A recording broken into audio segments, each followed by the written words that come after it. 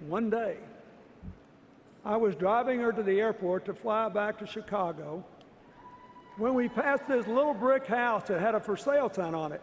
And she said, "Boy, that's a pretty house."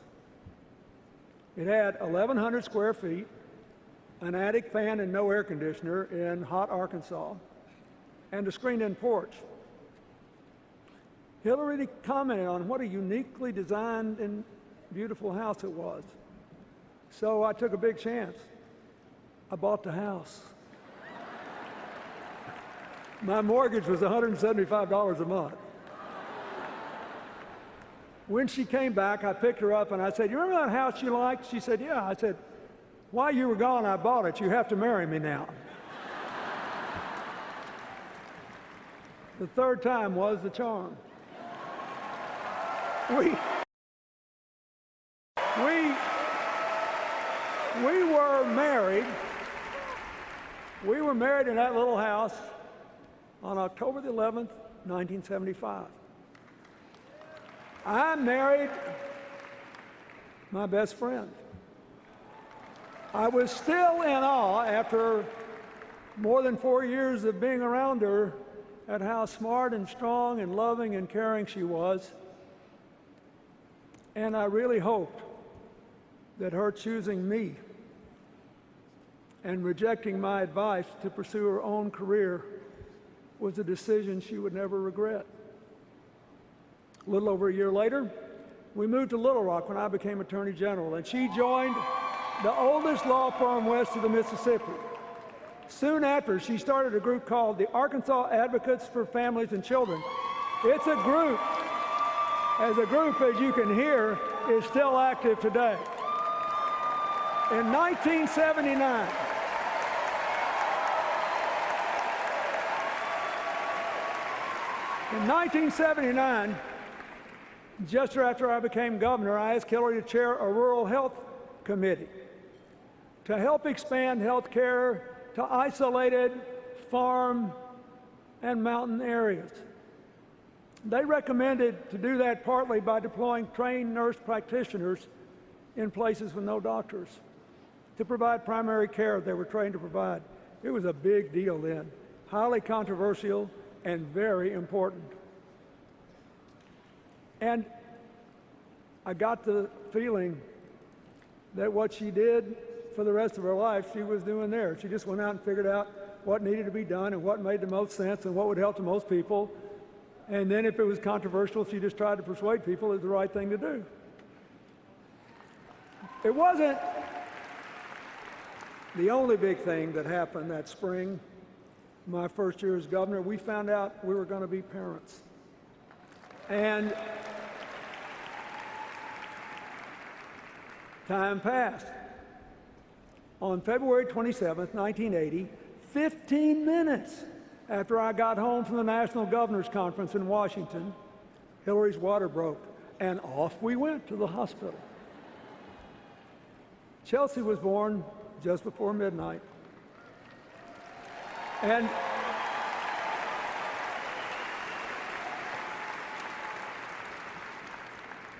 it was the greatest moment of my life. The miracle of a new beginning. The whole filled for me because my own father died before I was born.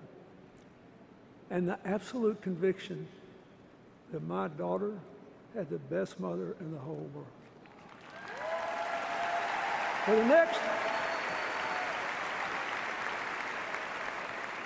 For the next 17 years, through nursery school, Montessori, kindergarten, through t-ball, softball, soccer, volleyball, and her passion for ballet, through sleepovers, summer camps, family vacations, and Chelsea's own very ambitious excursions, from Halloween parties in the neighborhood to a Viennese waltz gala in the White House.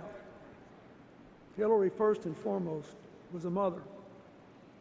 She became, as she often said, our family's designated worrier, born with an extra responsibility gene.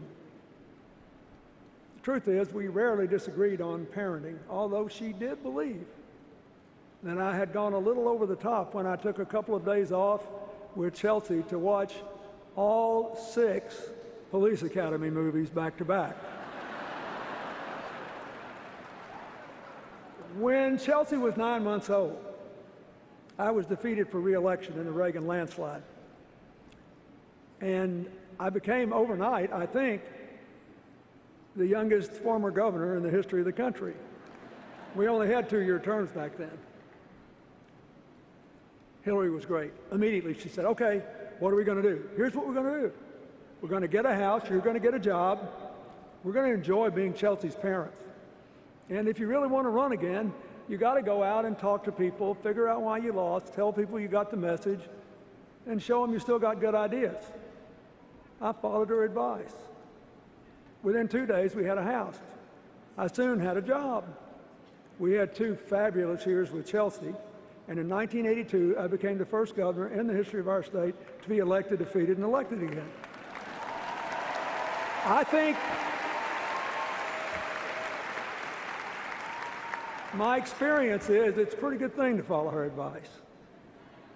The rest of the decade sort of flew by as our lives settled into a rhythm of family and work and friends. In 1983, Hillary chaired a committee to recommend new education standards for us as a part of, or in the response to a court order to equalize school funding, and a report by a national expert that said our woefully underfunded schools were the worst in America. Typical Hillary, she held listening tours in all 75 counties with our committee. She came up with really ambitious recommendations. For example, that we be the first school in America, first state in America to require elementary counselors in every school because so many kids were having trouble at home and they needed it. So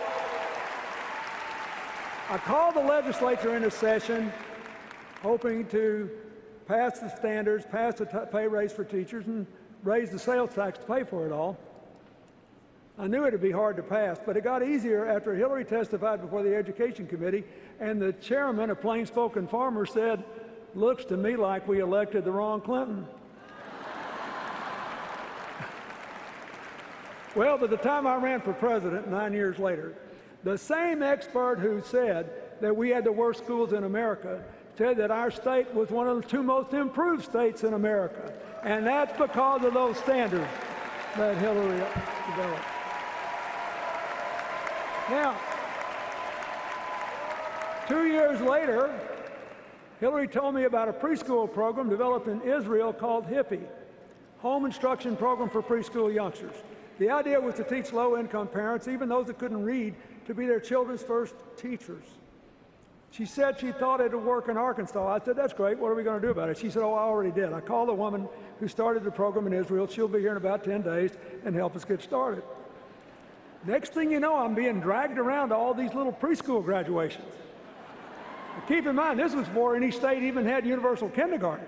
And I'm being dragged to preschool graduations, watching these poor parents with tears in their eyes because they never thought they'd be able to help their kids learn. Now, 20 years of research has shown how well this program works to improve readiness for school and academic achievement. There are a lot of young adults in America who have no idea Hillary had anything to do with it, who are enjoying better lives because they were in that program. She did all this while being a full-time worker, a mother, and enjoying our life. Why? Well, she's insatiably curious, she's a natural leader, she's a good organizer, and she's the best darn change maker I ever met in my entire life. So, look, this is a really important point. This is a really important point for you to take out of this convention. If you believe in making change from the bottom up, if you believe the measure of change is how many people's lives are better, you know it's hard and some people think it's boring. Speeches like this are fun. Actually doing the work is hard. So people say, well, we need to change. She's been around a long time, she sure has. And she's sure been worth every single year she's put into making people's lives better. I can tell you this.